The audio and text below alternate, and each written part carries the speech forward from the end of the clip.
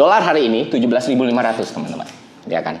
Nah, kalau APBN kita bedah, kita akan menemukan sesuatu yang menarik. Pendapatan negara kita ternyata meningkat 10,5%. Kalau dalam angka, kita meningkat 574,9 triliun, which is besar. Ini angka yang besar. Q1 kita pendapatan negara meningkat 10,5%.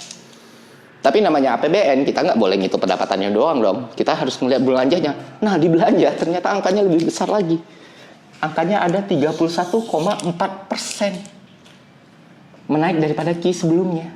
Jadi, kita, negara ini, pemerintah belanja di APBN itu 815 triliun. Dan kenaikannya, kayak yang pernah kita bahas di kemarin, porsinya di PDB atau GDP, itu 21,8%.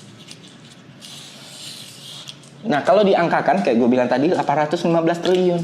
Dan lebih menarik lagi ketika kita bedah angka 815 triliun ini, ternyata 610 triliun itu belanja pemerintah pusat.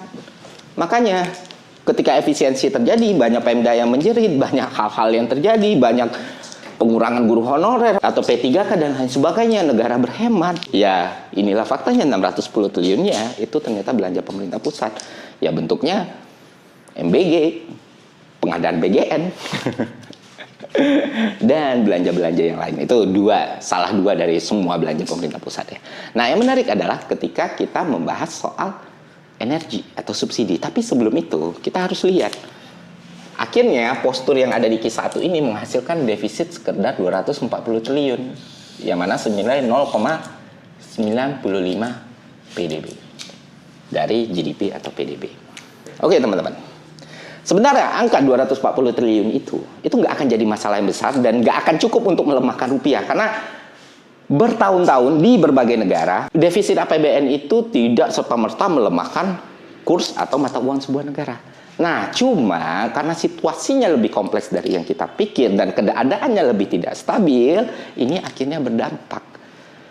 Indonesia itu kebutuhannya atas impor itu lagi tinggi-tingginya.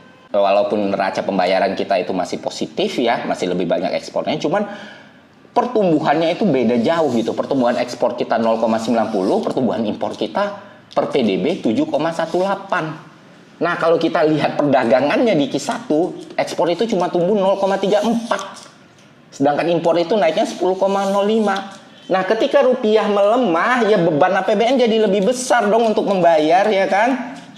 Karena $1 lebih mahal.